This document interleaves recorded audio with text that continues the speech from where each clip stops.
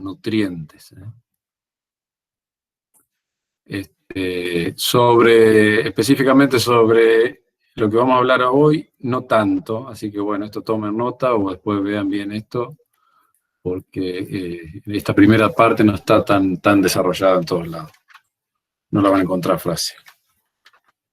¿Hay alguien por entrar? Bien. Entonces vamos a entrar a hablar de fertilidad del suelo y siempre tenemos que tener en cuenta que la fertilidad del suelo, cuando hablamos de un suelo fértil, es un suelo que tiene capacidad para darle todo lo que necesita a la planta. Un suelo que tiene capacidad de darle el agua, los nutrientes, el aire y todo lo que necesita en forma equilibrada y a lo largo del ciclo del cultivo, para que la planta pueda expresar su mayor crecimiento. Entonces, el suelo tiene que tener condiciones de porosidad, de aireación, de temperatura también, la estructura del suelo. Entonces, la fertilidad del suelo,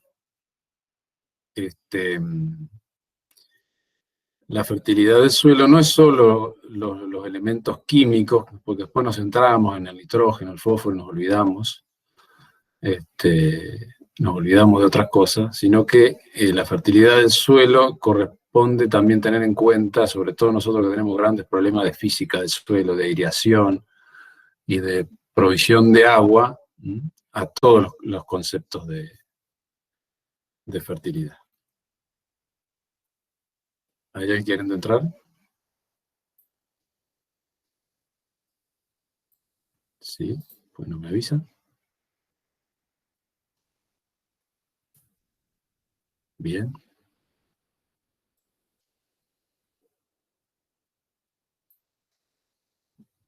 ¿Me están recibiendo?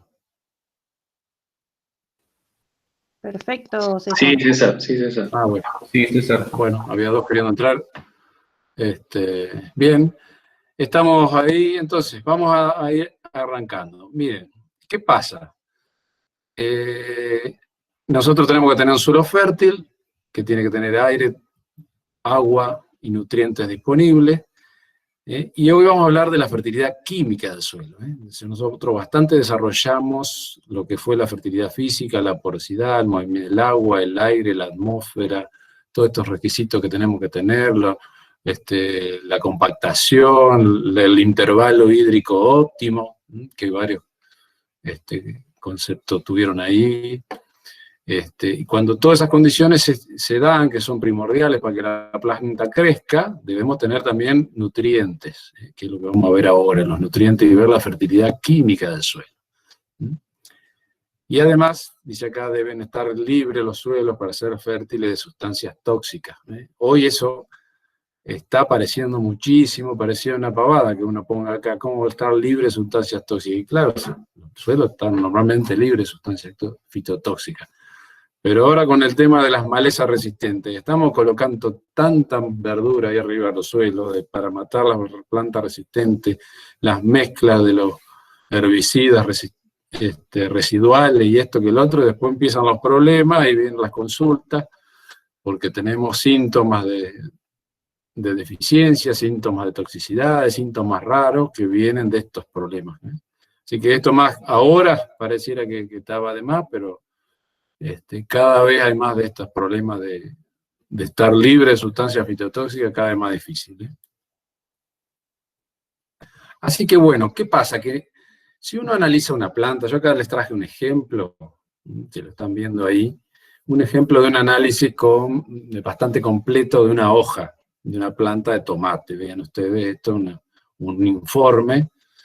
Entonces, para tener una planta de tomate que crezca bien, nosotros tenemos que tener aluminio, antimonio, arsénico, boro, cadmio, selenio, rubidium, me parece, un montón de elementos, estroncio, plata, scandium,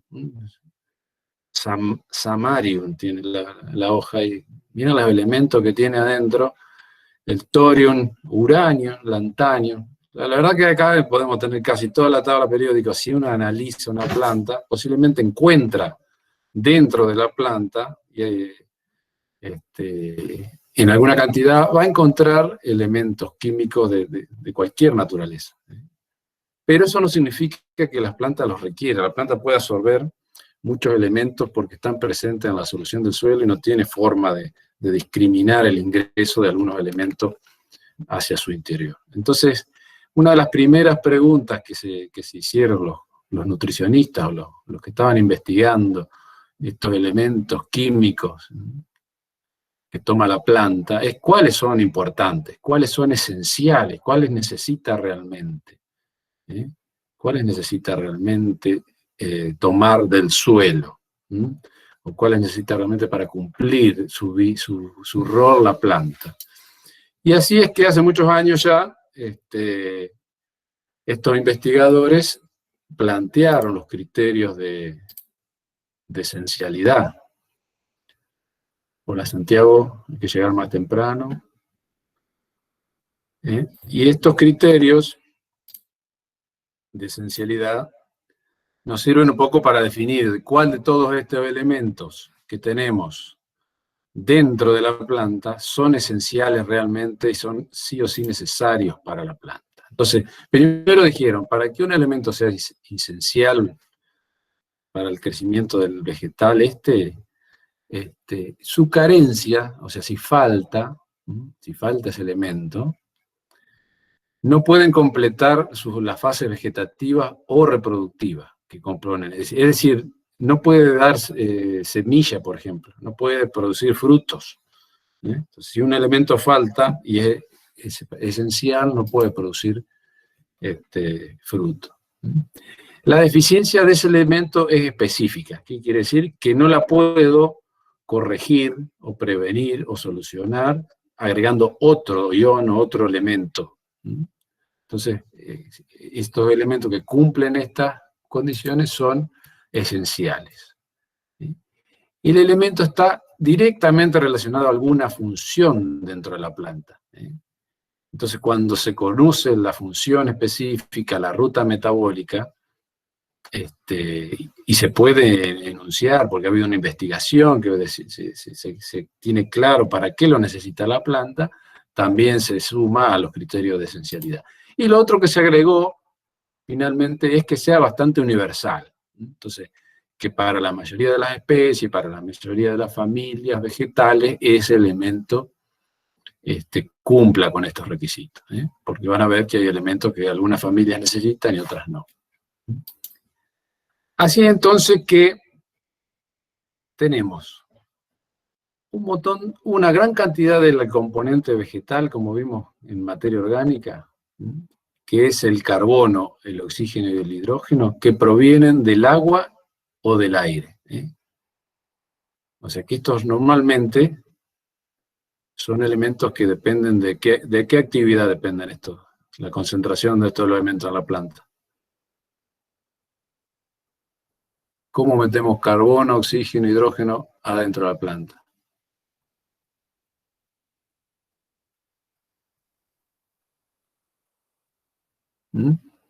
¿A alguno se le ocurre?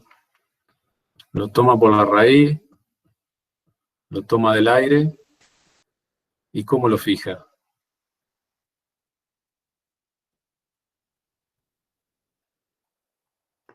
Fotosíntesis, César.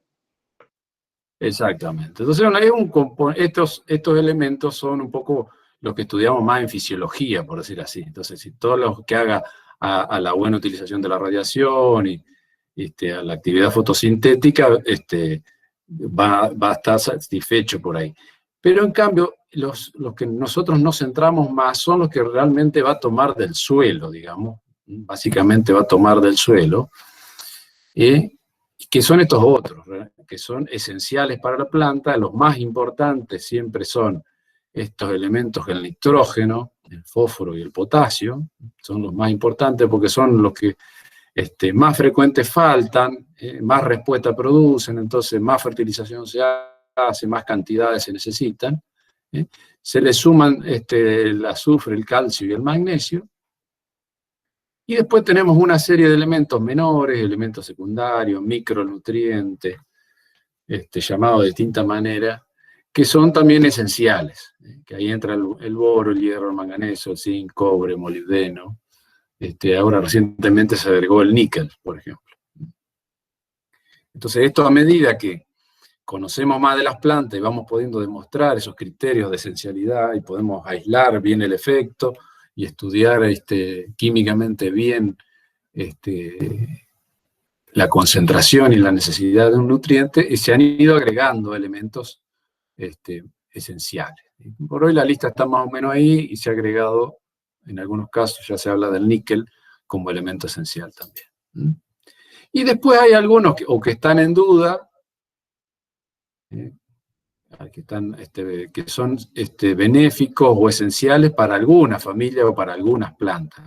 Entonces, bueno, para las plantas que crecen en climas muy áridos a veces necesitan mucho sodio, las plantas como el arroz necesitan mucho silicio, y así, bueno, hay elementos que son positivos, como el cobalto, a veces para la inoculación, para la nodulación, y algunos elementos que se están estudiando para incluirlos, por el momento están como benéficos acá, ¿ves?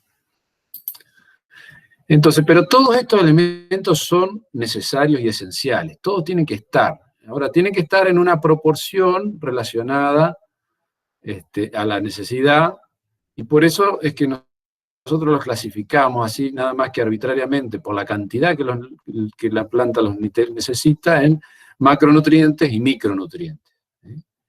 Entonces, hablamos de los micronutrientes porque los necesita en poca cantidad nada más, y la concentración normalmente del micronutriente en la planta se expresa en partes por millón. Las partes por millón, o sea, miligramos por kilo de planta seca. En cambio, los macroelementos, vamos a poner que se vea el puntero.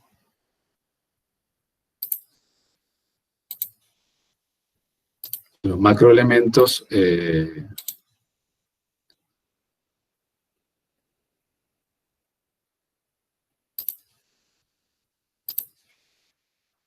no. ¿Cuál es el que me muestra? Los macroelementos están en una concentración bastante más alta de porcentajes. Entonces, estos elementos que están en porcentaje dentro de la planta los requiere en kilos por hectárea, vamos a decir. Requiere kilos por hectárea de estos elementos, como el nitrógeno, el potasio. En cambio, los microelementos requieren gramos por hectárea porque están en concentraciones más bajas. Pero, si falta un microelemento, aunque sea requerido en baja cantidad, si no está satisfecha esa cantidad que es requerida, se produce la deficiencia. Fíjense que la proporción acá relativa, como para decir, bueno, cada un átomo de molibdeno o de níquel necesita 1 millón de nitrógeno. Entonces, bueno, si falta nitrógeno, el efecto es muy fuerte, pero si ese átomo de molibdeno por cada 1 millón de átomos de nitrógeno no está disponible en esa proporción, empieza a haber alguna disminución del crecimiento o algún problema para la fecundidad o para el ciclo metabólico donde participa. Así que tenemos esta clasificación bastante arbitraria, nada más que está delimitada por las cantidades que la planta toma, los micronutrientes y los macronutrientes. Hay una clasificación un poco más razonable que depende de la función del elemento. Entonces vamos a tener los elementos que forman compuestos orgánicos. Esto es importante porque a veces ustedes se olvidan de estas cosas tan sencillas, después que estos elementos que forman compuestos orgánicos después van a ser parte de la materia orgánica, ¿no? Entonces los que son compuestos orgánicos normalmente son el carbono, el hidrógeno, el oxígeno, el nitrógeno y el azufre. Puede haber ahí también alguno otro, como el fósforo a veces, ¿no? Pero son parte de la estructura, la parte más importante y voluminosa normalmente de los vegetales. Entonces van a estar en la materia orgánica mayormente. Después vamos a tener elementos importantes de las reacciones de mantenimiento de las membranas celulares y del almacenamiento de la energía de las células. o el transporte y las reacciones de intercambio de energía, en donde ahí participa fundamentalmente el fósforo. Entonces el fósforo en el ATP y en las membranas, en la permeabilidad de las membranas, tiene una función fuertísima. Si no hay fósforo suficiente, no se forma un núcleo, no se puede dividir la célula, o son las plantas quedan mucho más pequeñas. Después tenemos elementos que participan básicamente como iones. Acá tenemos el potasio, básicamente, que hace mucho que no integra prácticamente moléculas orgánicas, no integra realmente ninguna molécula, pero es el elemento que la planta usa para generar la diferencia de potencial por incremento acá del potencial osmótico. ¿Se acuerdan que hablábamos? Entonces, para poder tomar el agua del suelo y sacarla y ganarle al potencial matricial por ahí que tiene el suelo, ¿no es cierto? La planta, ¿qué hace? Concentra potasio, concentra algunos otros elementos más acá, que los usa también, el que más usa para esto es el potasio, y genera potencial osmótico para hacer un flujo de agua hacia adentro de la planta. Y también son cofactores, muchos de ellos, de algunas enzimas. Y después están estos elementos menores, que son sumamente importantes para muchas enzimas que fabrican proteínas y que hacen posible muchas reacciones metabólicas dentro de la planta. O sea que son necesarias en muy pequeñas cantidades, pero si estos nutrientes no están en alguna pequeña cantidad, muchas funciones, muchas enzimas, como son cofactores de enzimas, no trabajan. Uno de los que más se nota acá, que vamos a ver después, es el zinc. El zinc, que si no está, se generan grandes problemas. Ahora bien, vamos a ver entonces por qué nos dedicamos a esto de los nutrientes y la nutrición, qué hay en el suelo, cómo es el tema de la nutrición y la dinámica de estos nutrientes en este sistema suelo-planta, atmósfera también podríamos decir. Fíjense, habíamos dicho, vamos a mirar nada más que los tres elementos principales: nitrógeno, fósforo y potasio, para un maíz que rinde 10.000 kilos, el porcentaje más o menos que está dentro de la planta, esas son cosas que ustedes pueden ir teniendo idea. 3% de nitrógeno en la planta, 0,3% de fósforo, 2% de potasio. Esa es la concentración en el tejido vegetal, siempre sobre masa seca de vegetal, se presa. Y entonces acá tenemos, podemos sacar la cantidad total de kilos por hectárea que necesita un maíz para rendir 10.000 kilos, de nitrógeno cerca de 200 kilos, de fósforo cerca de 40 kilos, del elemento, y de potasio también muchos kilos, 150, 200 kilos de potasio por hectárea son necesarios para un rendimiento alto, bueno, bastante bueno de maíz o de arroz o de algo parecido. Y entonces, bueno, ¿qué pasa? ¿Cuánto tenemos en el suelo? ¿Cuánto nitrógeno, potasio, fósforo hay en el suelo? Si ustedes se ponen a mirar distintos suelos, buscan las planillas de los análisis de suelo o los informes del suelo que analizan las cantidades totales que hay en el suelo, de nitrógeno, de fósforo, y sacan la cuenta en el perfil, más o menos donde están las raíces, 1 metro de suelo, pueden ver que en el suelo va a haber de nitrógeno entre 400 y 10.000 kilos de nitrógeno, puede haber entre 100 y 2.500 kilos de fósforo, entre 11.000 y 55.000 kilos por hectárea de potasio. Fíjense las cantidades que puede haber en el suelo. Fíjense que las cantidades más bajas de fósforo, por ejemplo, pueden ser de 100 kilos por hectárea a 2.500, 400 kilos por hectárea. Y entonces, el maíz para rendir muy bien, necesita 40 kilos. ¿Y por qué será entonces que normalmente tenemos que poner potasio y fósforo? ¿O por qué acá si el suelo tiene entre 450, los más pobres, pueden tener 450 kilos de nitrógeno, y los más ricos de nitrógeno tienen 10.000 kilos de nitrógeno. Tengo que ir a comprar urea para poner nitrógeno al suelo. ¿Sí?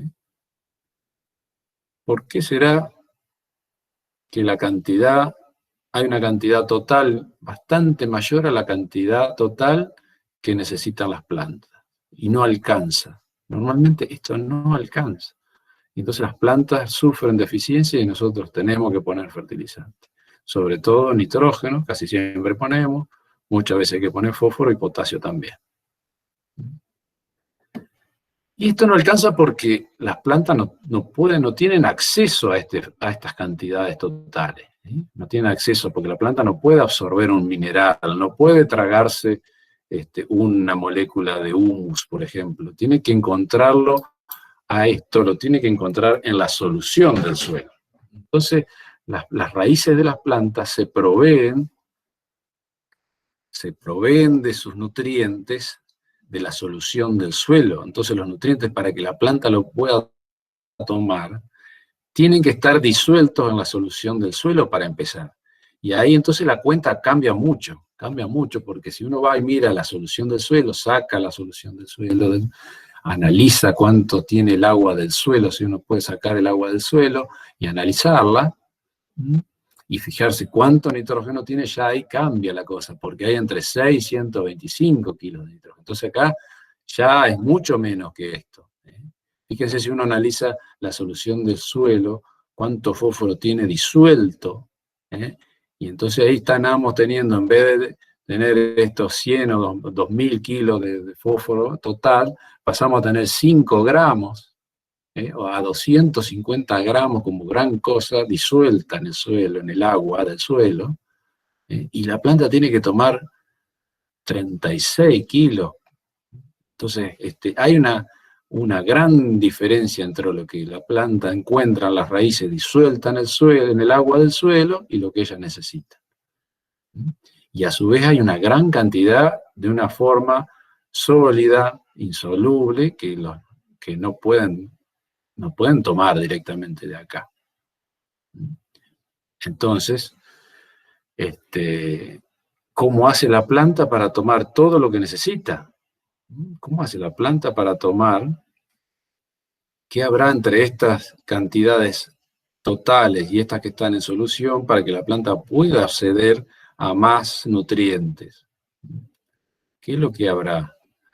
Hay una relación entre la parte que está sólida y la que está en solución, como siempre, que reabastece a la solución del suelo, y entonces la planta puede ir tomando y esta cantidad se puede ir reponiendo a medida que la planta agota. A veces se puede reponer completamente y todo lo que la planta necesita es repuesto rápidamente, y a veces los suelos no pueden reponer a la velocidad que la planta lo están tomando, y entonces la cantidad que provee el suelo es innecesaria, es insuficiente, y nosotros tenemos que fertilizar. Entonces, eso es un poco lo que vamos a ver ahora como la dinámica general de los nutrientes. Entonces, ¿qué hay? Normalmente hay una pequeña proporción de nutrientes en la solución del suelo. Normalmente hay una pequeña cantidad de los nutrientes totales que están en el suelo que están en solución, donde las plantas se pueden tomarlo. Eso muchas veces o generalmente es menor o alrededor del 1%. Por otro lado, hay una gran reserva donde está la mayor parte de los nutrientes en forma mineral o en forma orgánica, donde la planta no puede proveerse de acá porque está en una forma completamente imposible para que la planta pueda tomar esos nutrientes. Entonces decimos que esto es no lábil, no disponible, no lábil. Y va a haber unos nutrientes que van a estar en una forma intermedia, vamos a decir, de alguna forma química, que ya más rápidamente, más fácilmente pueden pasar de esta forma que nosotros llamamos lábil, nutriente lábil, quiere decir que fácilmente puede pasar a la solución del suelo. Entonces acá tenemos un equilibrio entre las reservas, los nutrientes que están en forma lábil, que pueden ser alrededor del 10%, y los nutrientes que están en solución. Entonces, a la medida que la planta va absorbiendo los nutrientes que están en solución, son repuestos en forma más o menos rápida de los nutrientes que están en forma lábil, y en forma más lenta por los nutrientes que están en las formas de reservas no lábiles. Y ese equilibrio, entonces, entre lo que llamamos intensidad del nutriente, que es lo que está en solución, y la cantidad de los nutrientes, que son los que están en las formas rápidamente que pueden pasar a la forma disponible, se llama capacidad buffer o capacidad de amortiguación o poder buffer o factor capacidad que tienen los suelos. Entonces un suelo que es fértil va a ser un suelo que va a ser capaz de reponer rápidamente los nutrientes a la solución del suelo para que el abastecimiento y la demanda de la planta sea cubierta. ¿Está? Entonces esto explica un poco, y se aplica para todos los elementos. Para todos los elementos químicos tienen esta dinámica. En algunas es más importante, en algunas está ligada a la materia orgánica, en otras está ligada a los minerales. Ya vamos a ver entonces esas diferencias. Fraccionando un poco este esquema inicial que teníamos, de 3 partes nada más, vamos a ver que desarmamos un poco este esquema sencillo, simplificado, en más cajas, vamos a decir así. Entonces vamos a tener que estos nutrientes del suelo van a ser absorbidos por las plantas. Siempre acuérdense de eso, las plantas toman de la solución del suelo. Ya vamos a ver. Y esa solución del suelo va a ser, si es, por ejemplo, un catión intercambiable, como el potasio que vieron ustedes, el calcio, que es tan importante, o el magnesio, va a venir del intercambio de iones en la superficie de los coloides. ¿Se acuerdan que vimos capacidad de intercambio de cationes? Bueno, capacidad de intercambio estaría acá, los cationes están absorbidos y reponen la solución del suelo de estos cationes. Algunos minerales directamente precipitan y se pueden disolver. Entonces, algunos minerales pueden disolverse directamente de la fase sólida también. Algunos fosfatos, algunos minerales de calcio, pueden precipitar o disolverse si la planta disminuye la concentración de la solución, y los minerales se pueden disolver. Esto que está en solución, por supuesto, se puede perder, puede ser incrementado la concentración en solución por el agregado de fertilizantes. Entonces, si nosotros agregamos fertilizantes en mayor cantidad de lo que las plantas toman, bueno, esos fertilizantes que sobran se pueden perder por drenaje, se pueden fijar en las superficies, se pueden precipitar, se pueden inmovilizar por la materia orgánica.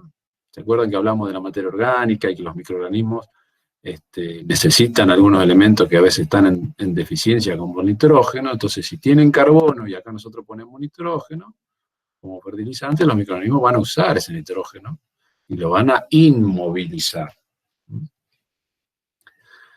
Y algunos elementos pueden tener una fase gaseosa, ya vamos a ver, entonces pueden volatilizarse, o pueden ingresar también desde el aire, desde la atmósfera externa, entrar al aire del suelo, y incorporarse a la solución del suelo. Ahí tenemos, por eso hablábamos también de lluvia ácida, de sulfatos, de nítrico, que pueden ingresar desde el aire del aire de la atmósfera.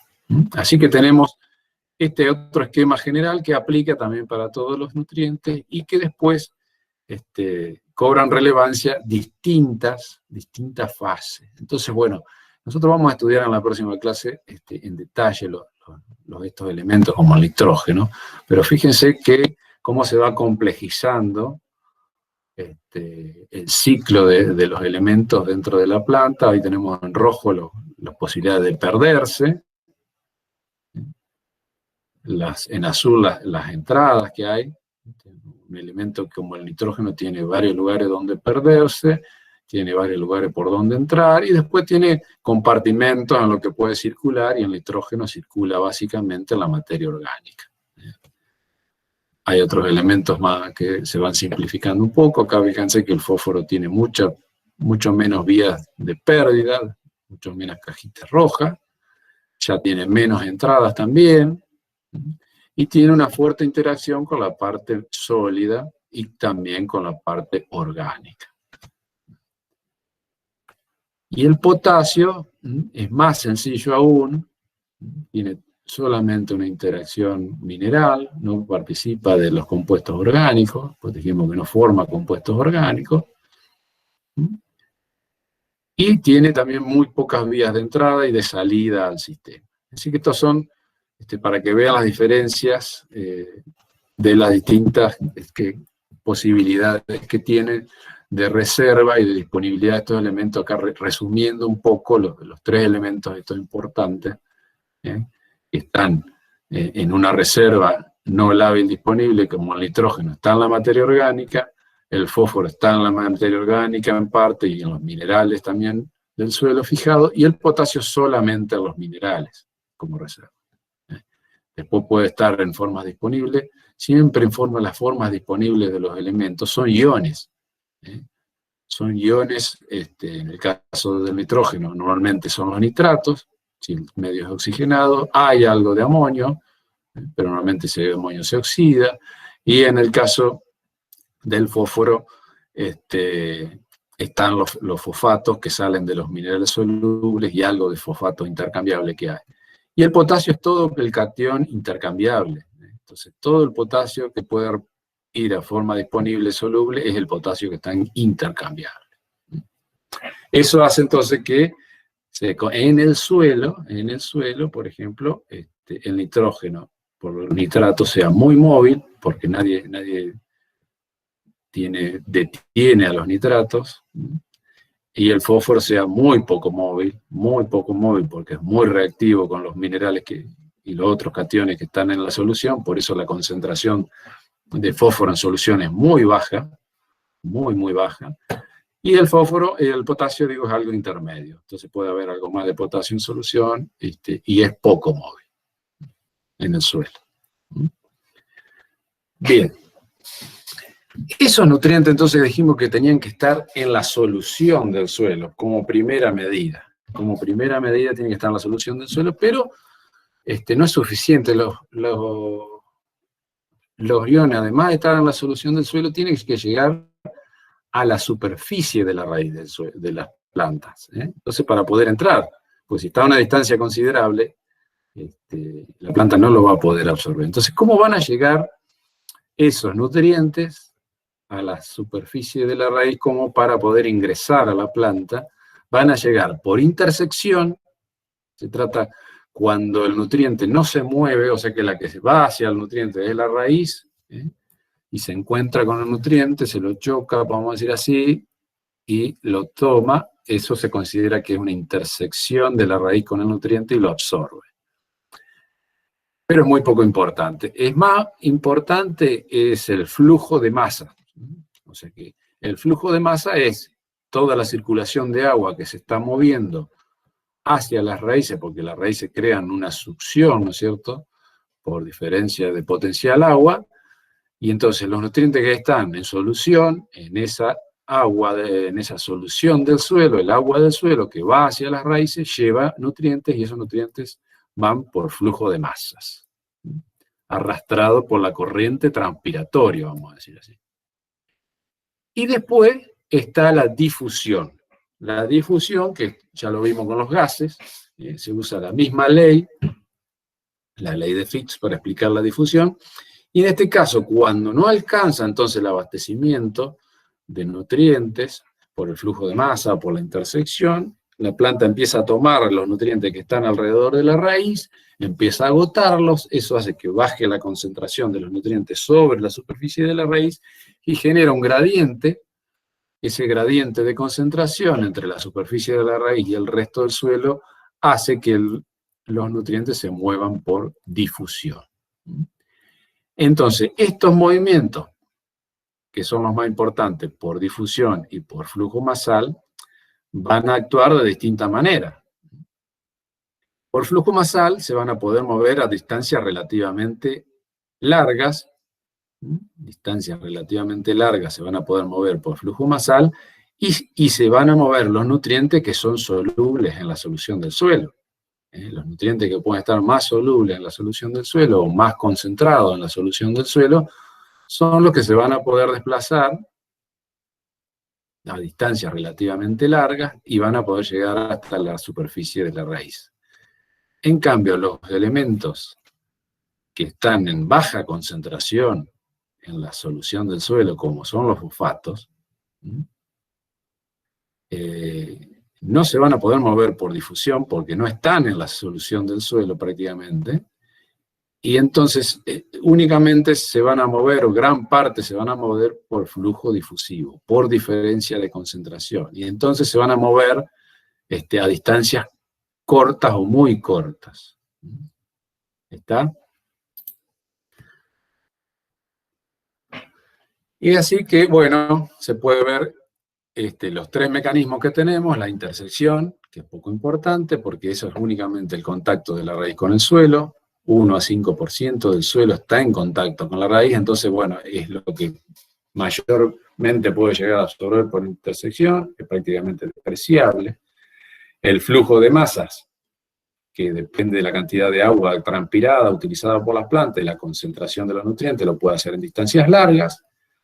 Y la difusión o el flujo difusivo, que es la ley de Fick que hizo Fick para los gases, nosotros la aplicamos acá para los nutrientes y para el movimiento de nutrientes por el flujo difusivo, y funciona bastante bien. Entonces nos dice que el flujo difusivo, en este caso de un nutriente en el suelo, depende de este factor de coeficiente de difusión efectiva, ¿se acuerdan? Que es el mismo, por la diferencia de concentración entre un punto y otro, y la distancia que hay entre ese punto y otro. Entonces acá nosotros vamos a poder mover más nutrientes por flujo difusivo cuando mayor sea la distancia, mayor sea la concentración, la diferencia de concentración entre un punto y otro.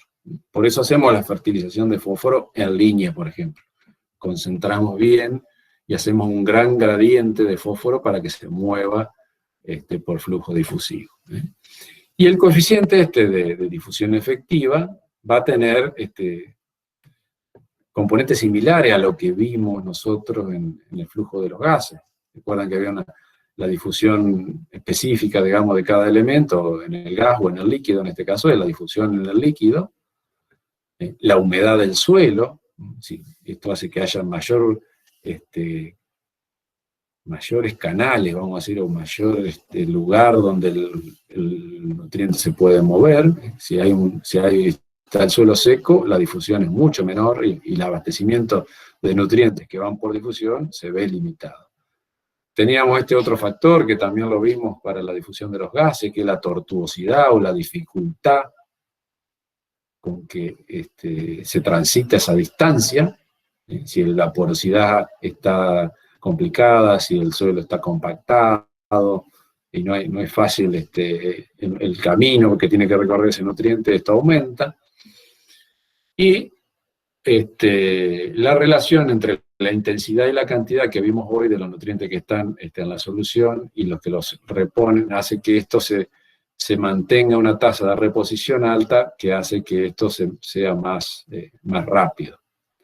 Y finalmente se suma la difusión sobre el sólido, que prácticamente es despreciable, pero bueno, está también en la fórmula.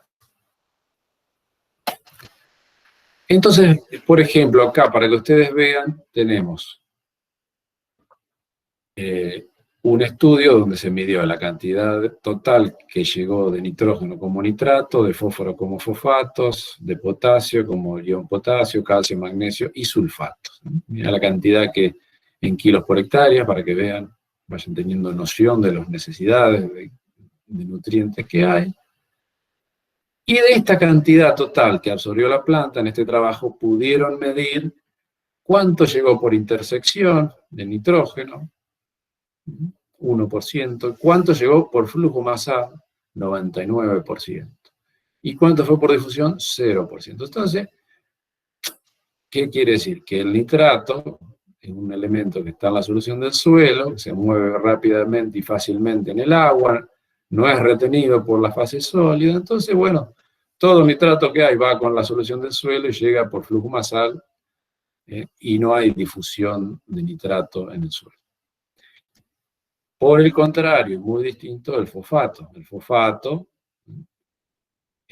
tiene muy poca concentración en la solución del suelo, algo se absorbe por intersección, pero la mayoría del fosfato tiene que llegar por difusión. El fósforo se mueve a distancias muy cortas en el suelo y por el mecanismo de difusión. Y el potasio se parece más al fósforo, requiere también moverse por difusión, aunque tiene un poco más de movilidad, o sea, tiene algo más de presencia en la solución del suelo. Entonces, tiene algo más de flujo masal, pero bueno, no es como el nitrógeno. Y hay elementos que, fíjense, el calcio en este suelo son suelos sobre lodo, es parecido a los que tenemos acá, los molisoles de acá, de Diamante, de Victoria. Mucho calcio, mucho magnesio. Como tienen mucho calcio disuelto en el agua, por supuesto, no llega a nada, no es necesaria la difusión, no es necesaria para nada, y las cantidades que están llegando por flujo masal de algunos elementos disueltos en el agua, en un ambiente demasiado rico en calcio y en magnesio y en sulfato por ahí, pueden ser muy superiores a la que necesita el cultivo.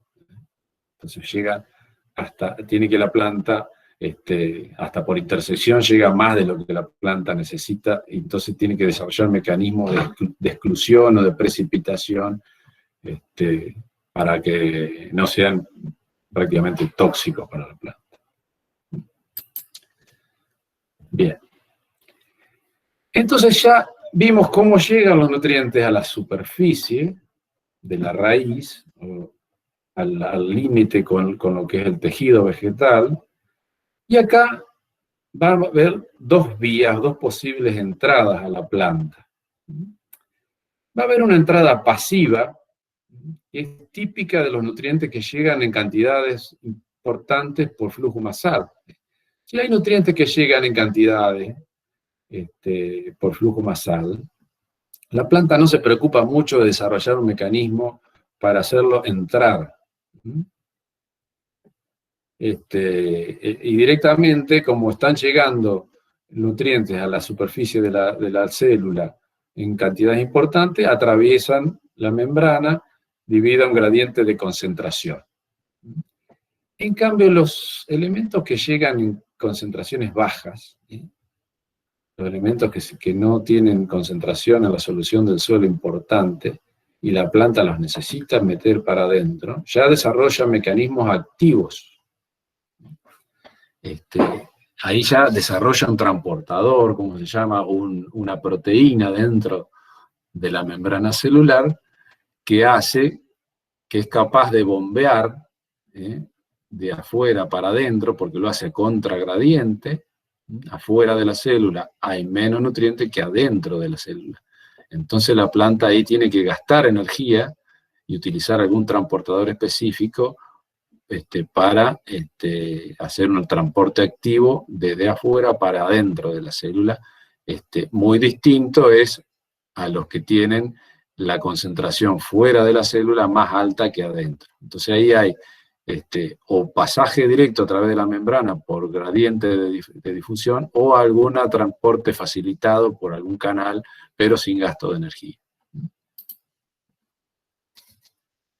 ¿Hay alguna pregunta?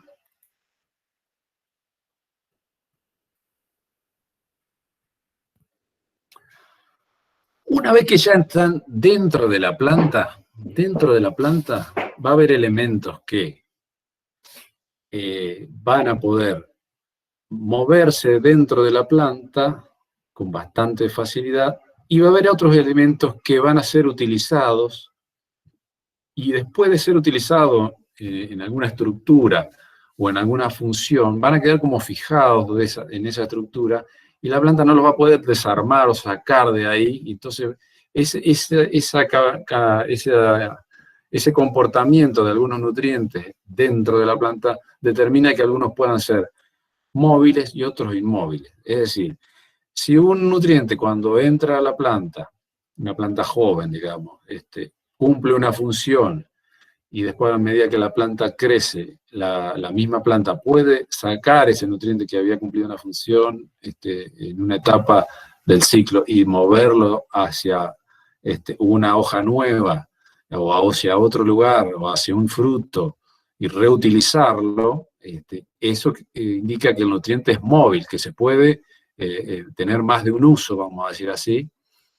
En cambio hay elementos que la planta en el uso o en el destino que le da primero o inicial, después si necesita, porque la provisión no es suficiente, no lo puede reciclar a ese elemento, entonces eso determina que esos elementos sean inmóviles. Entonces, ¿qué pasa? Las plantas van a movilizar nutrientes cuando la provisión por parte del suelo esté limitada o esté restringida por algo, y eso nos va a generar síntomas. Si el nutriente es móvil, si la planta está creciendo, va a utilizar los nutrientes de las hojas más viejas y los va a removilizar a las hojas más nuevas. Entonces los síntomas los vamos a ver en las hojas viejas, porque el nutriente es móvil.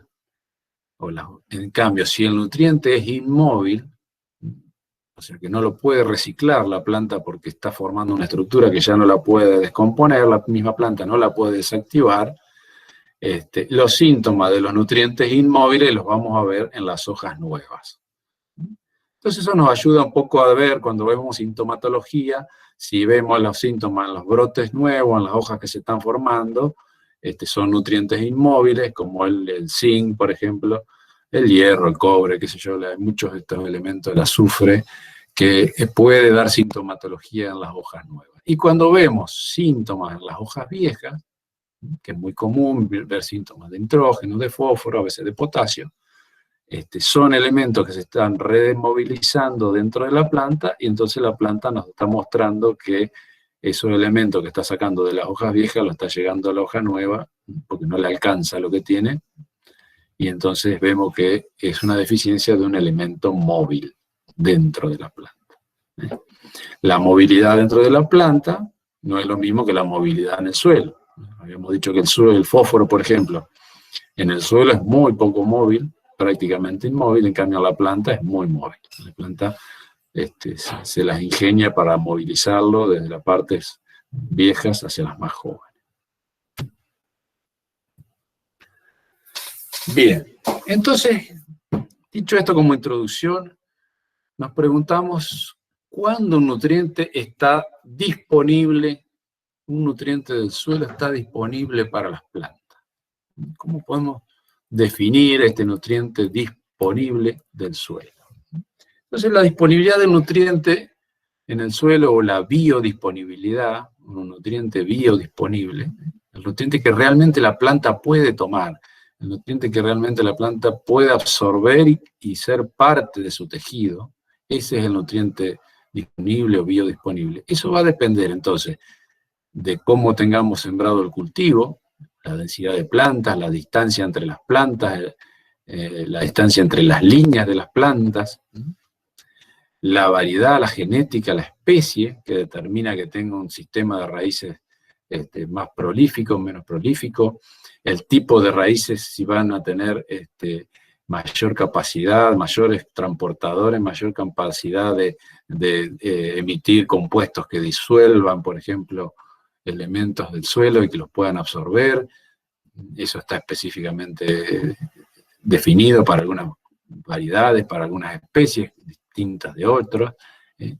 La densidad del suelo que vimos en los capítulos anteriores, de la compactación, la disponibilidad de agua, la resistencia mecánica de la penetración o el intervalo hídrico óptimo que va a permitir que estas raíces sembradas de determinada manera de esta especie puedan colonizar el suelo y dar una morfología y extensión lo más amplia posible del sistema radical para que puedan explorar todo el perfil del suelo posible y entonces tener muchos nutrientes cerca de la raíz. Entonces eso va a ser por el lado del suelo y de la estructura del cultivo, cómo es que los nutrientes van a estar disponibles realmente para la planta.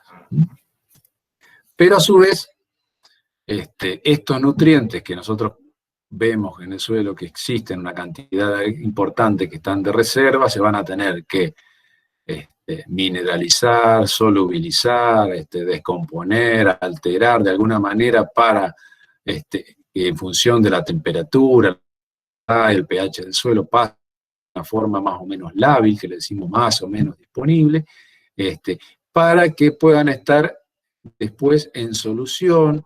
Esos nutrientes en solución, que son repuestos por el factor capacidad o el factor amortiguador de estos nutrientes que están en este suelo, se van a mover hacia la superficie de la raíz por flujo masal o flujo difusivo, dependiendo qué elemento sea, y van a llegar a estar posiblemente absorbidos por la planta. Entonces, no es todos los nutrientes que estén disponibles, no cualquier nutriente del suelo va a estar disponible para la planta, no todos los nutrientes que están en el suelo las plantas los va a poder absorber.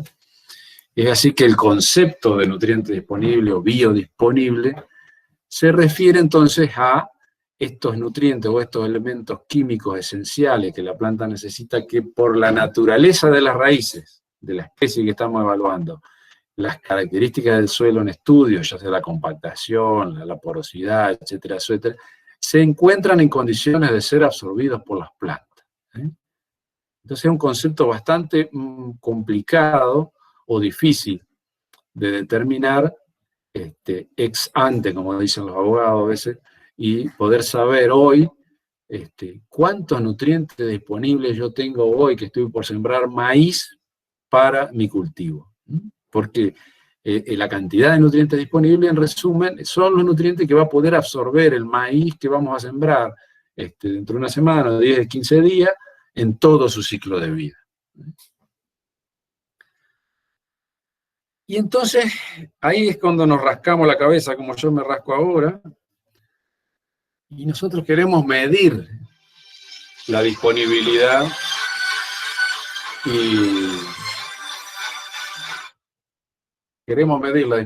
de fósforo o de otro elemento, y saber qué fertilidad, qué disponibilidad va a tener de nutrientes el suelo. Y no nos sirve esperar, sembrar el maíz y después enterarnos a la cosecha cuánto absorbió, y darnos cuenta que había que poner otro elemento, poner más fósforo, poner azufre, poner algo más que no pusimos. Entonces, ante este planteo de cómo medir la disponibilidad de un nutriente, tenemos, por un lado, índices biológicos de disponibilidad. Y biológicos quiere decir que usamos algún organismo vivo para medir la disponibilidad de un elemento en el suelo. Esto normalmente son plantas, a veces algunos han utilizado bacterias, yo no lo he hecho nunca, y eso se llaman ensayos biológicos. Entonces medimos con alguna planta cuántos nutrientes puede haber en un suelo. Y por otro lado hacemos las medidas de disponibilidad química en el laboratorio. ¿Qué son lo que nosotros le decimos análisis de suelo? Son ensayos químicos, son procedimientos de laboratorio que nos dan un valor que nosotros podemos considerar estar asociado con la disponibilidad o con la fertilidad de un nutriente en el suelo. ¿Estamos?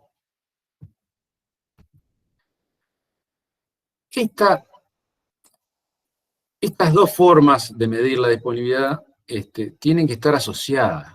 Tiene que haber un procedimiento o un proceso que se llama de calibración. Nosotros a veces le preguntamos, ¿qué es la calibración? ¿Qué entienden por calibración? Muy frecuentemente preguntamos. Y es este procedimiento que les voy a contar ahora, que es ver qué relación hay entre un procedimiento de laboratorio, que es un índice químico, como han hecho ustedes, potasio, por ejemplo, y lo que me dicen las plantas, o lo que me dice el cultivo, los índices biológicos de disponibilidad. Porque yo puedo determinar elementos de distinta manera en el suelo, pero pueden no tener nada que ver con lo que la planta absorbe, o con el crecimiento de las plantas, o con la necesidad de las plantas. Entonces, esa relación tengo que ver cómo se da, por ejemplo. Entonces, Acá les traigo un ejemplo que nosotros hicimos para ver cómo se comportan distintos métodos de extraer fósforo disponible del suelo. ¿Sí? Por ejemplo, acá, este es el método, es una medida de fósforo disponible en el suelo, método químico de laboratorio que se llama Bray. El método de fósforo por el método de Bray, que es una extracción del fósforo que es soluble en unos compuestos ácidos. Se nace con ácido clorhídrico, con fluoruro de amonio, bueno. Y se extrae fósforo. Entonces yo pongo distintos suelos en un método de laboratorio y veo cuánto fósforo extrajo ese método. Por otro lado, puedo medir cuánta concentración de fósforo hay adentro de la planta que creció en este mismo suelo. ¿Sí? Yo puse una planta a crecer en este suelo y tuvo una concentración de 0,6% de fósforo, y a ese suelo le hago un análisis de laboratorio, un índice químico, y me da 150 miligramos por kilo de suelo. ¿Se entiende? Y esto puedo hacerlo con distintos métodos en el mismo suelo, los mismos suelos. En los mismos suelos yo puedo determinar el fósforo por el método de Bray, que es un método ácido, o puedo determinarlo por el método de Olsen, que es un método alcalino, de solución alcalina. Entonces, los valores que dan son distintos. Fíjense que este va hasta 200 y este va hasta 100. En los mismos suelos, donde crecen las mismas plantas estas que son de trigo, por ejemplo. Pero lo interesante es que a medida que este valor de análisis de suelo sube, la concentración del nutriente también dentro de la planta sube también, más o menos parecido. O sea que estos dos métodos tienen buena relación entre el método del laboratorio, el índice químico de disponibilidad, y el método biológico, que es la medida de lo que toma la planta o que la planta le puede sacar al suelo. En cambio, que hay otros métodos que no, también dan valores muy distintos, pero que no hay una relación tan buena como se ve acá, por ejemplo. Otra forma que puedo ver acá es expresar en la misma unidad los dos índices. El índice químico de laboratorio de fósforo disponible, por ejemplo, por Bray, se expresa en miligramos por kilo de suelo. Y acá puedo ver el índice biológico de disponibilidad que yo usé plantas de trigo para sacarle a ese suelo el fósforo, y cuánto fósforo le pudieron sacar las plantas en la misma unidad, miligramos de fósforo por kilo de suelo. Y fíjense que el método de laboratorio puede extraer del suelo 100 miligramos por kilo y la planta puede extraer 10 miligramos por kilo, en este caso. O acá en este otro caso, la planta, el laboratorio puede extraer 40 miligramos y la planta 10. O en que es otro método más suave, puede extraer 5 en el laboratorio, pero la planta puede extraer 25, 30. Entonces, lo que les muestro acá es que no necesariamente lo que extrae el método químico de laboratorio es igual a lo que la planta extrae con las raíces de esos suelos. No necesariamente. Lo que sí tiene que haber es una buena relación para poder interpretar y utilizar estos métodos entre el valor del laboratorio y el crecimiento o el rendimiento de esa planta. Si ustedes miran este método, que este es el método que se usa en Argentina, el fósforo por el método de Bray, es el método, vamos a decir, oficial, que está calibrado, mayormente recomendado para Argentina.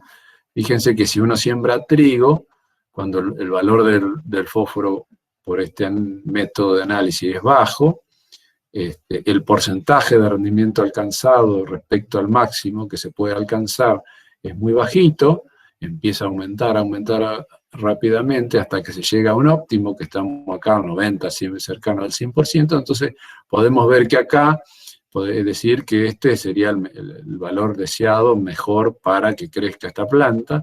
Después hay una parte que aunque sigue aumentando el resultado del laboratorio, la planta no necesita, no crece porque, bueno, ya está satisfecha con este elemento, y muchas veces que un valor muy alto empieza a haber algún problema de toxicidad o de antagonismo o que afecta a otro elemento, y entonces empieza a haber un decrecimiento a veces del rendimiento o del crecimiento de las plantas, porque estos valores podemos decir que son muy altos o tóxicos, y estos valores entre estos 50 y 150 pueden ser adecuados o altos. ¿Se entiende? Esto de relacionar entonces el método de laboratorio con el método de campo o biológico de las plantas es lo que se llama la correlación y calibración de los métodos para poder interpretar los valores. Y nos permite, después que esto está hecho, tener análisis de suelo o índices químicos de disponibilidad de laboratorio que nos permitan tener una idea de la capacidad que tienen los suelos de abastecer los nutrientes a la planta antes de que nosotros sembremos. Entonces, ¿qué pasa? Antes de sembrar ahora el maíz, nosotros estamos recibiendo un montón de muestras por día para hacer los análisis que permitan dar valores y hacer recomendaciones de fertilización. ¿Se entendió esto de la calibración? ¿Alguna duda acá?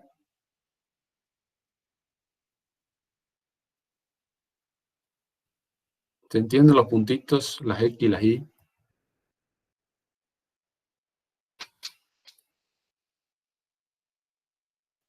Los distintos colores de los cuadritos, nada más que son distintos tipos de suelo, nomás. ¿Están recibiendo bien? Sí, César, se escucha bien. Bueno, gracias. Entonces, a partir de este conocimiento básico de lo que es la calibración, la correlación de los métodos, es que disponemos de métodos de laboratorio, de índice químico de disponibilidad. Esos métodos de laboratorio, estos índices químicos, tienen distintos objetivos. El primer objetivo que le pedimos nosotros, que queremos que tengan el método de laboratorio, si es bueno, como el fósforo Bray, que es un método bueno de laboratorio, es que nos proporcione una medida de la disponibilidad del nutriente que tiene ese suelo. Es decir, que nos dé una idea de qué capacidad tiene ese suelo para abastecer a las plantas de ese nutriente. Entonces, para saber eso, por ejemplo, siempre se hacen ensayos de campo. Por ejemplo, estos ensayos donde se ve la relación entre el método de laboratorio, el fósforo disponible por el método de Bray, y el rendimiento de, por ejemplo, pasturas de alfalfa puras, pasturas de tréboles y pasturas de gramíneas, como festuca, de raigras, pastobillo, estas pasturas puras. Acá tenemos pasturas mixtas con tréboles, y acá tenemos alfalfa. Entonces, para llegar al 90% del rendimiento máximo, las pasturas de gramíneas puras necesitan 12 partes por millón. Las pasturas de tréboles, como el trébol rojo, lotus y mezcla de tréboles con gramíneas, necesitan de 17, pongámosle, de fósforo. Y si uno quiere una alfalfa pura, de alto crecimiento, necesita que por lo menos, para alcanzar el 90% o más del rendimiento, el valor de fósforo esté por encima de los 25, 26, 27 partes por millón de fósforo.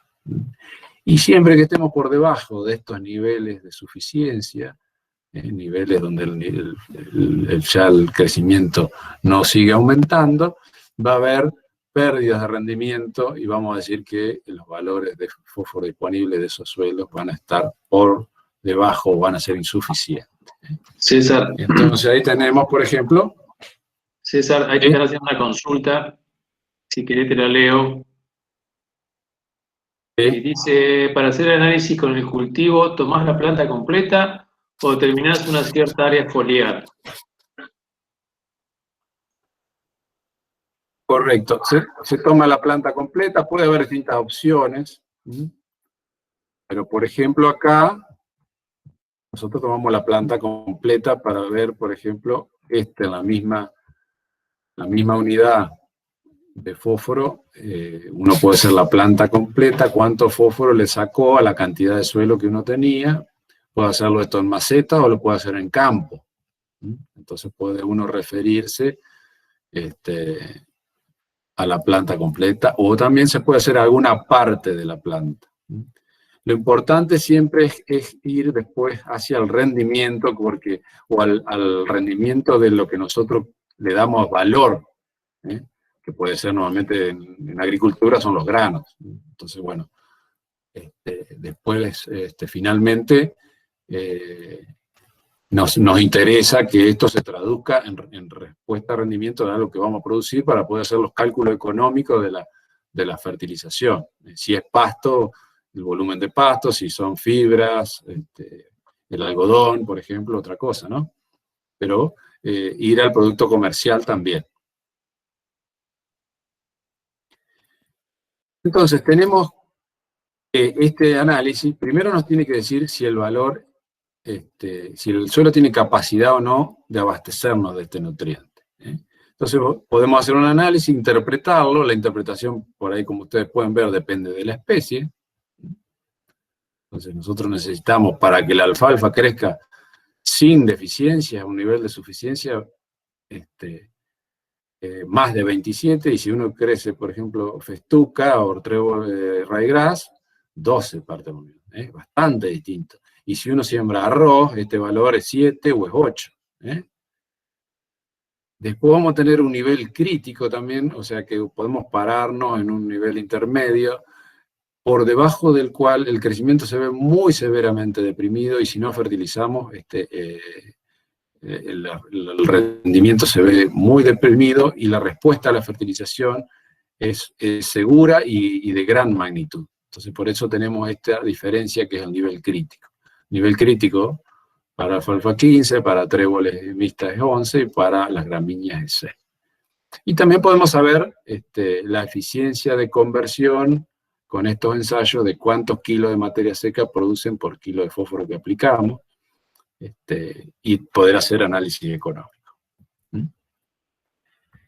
El segundo objetivo que tienen los análisis de suelo es predecir la respuesta, predecir la probabilidad de respuesta. Más que nada es este término de probabilidad de respuesta a la aplicación de un fertilizante que contenga ese elemento. Entonces, si nosotros estamos analizando fósforo, vamos a tener una probabilidad de respuesta en determinados niveles. Con suelos de valores bajos de análisis, no siempre se garantiza respuesta, porque puede haber otro factor que limite la respuesta. Si no hay humedad, por ejemplo, si no llueve, por más que nosotros pongamos todo el fertilizante, no va a haber respuesta. Pero, si se dan las condiciones, se puede saber que la probabilidad de respuesta es más alta en los sitios donde el valor de análisis es bajo que en los sitios donde el valor de análisis es alto. Por ejemplo, nosotros habíamos hecho muchos ensayos en distintos lugares de pastura, y vimos que ese nivel, en esta serie de pasturas que analizamos, que el nivel que nos separaba dos poblaciones era el valor de 12. Con menos de 12 partes por millón de fósforo disponible en el suelo, las respuestas son muy contundentes.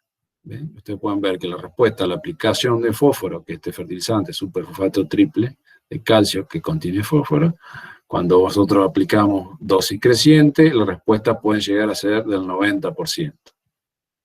En cambio, cuando el nivel de fósforo es mayor a 12, la magnitud y la probabilidad de la respuesta es mucho más baja.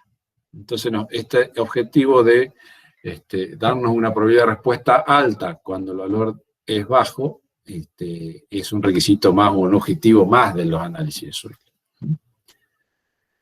El tercer objetivo de estos análisis de suelo es hacer que nos dé una base para poder recomendar fertilización, para saber cuánto hay que aplicar. Ya sabíamos en el primer punto que el suelo es deficiente. El segundo punto nos permite saber en qué nivel hay respuesta, probabilidad de respuesta alta. Y lo que tenemos que saber ahora es cuánto aplicar. ¿Cuánto es lo que tenemos que aplicar para que sea rentable y beneficioso?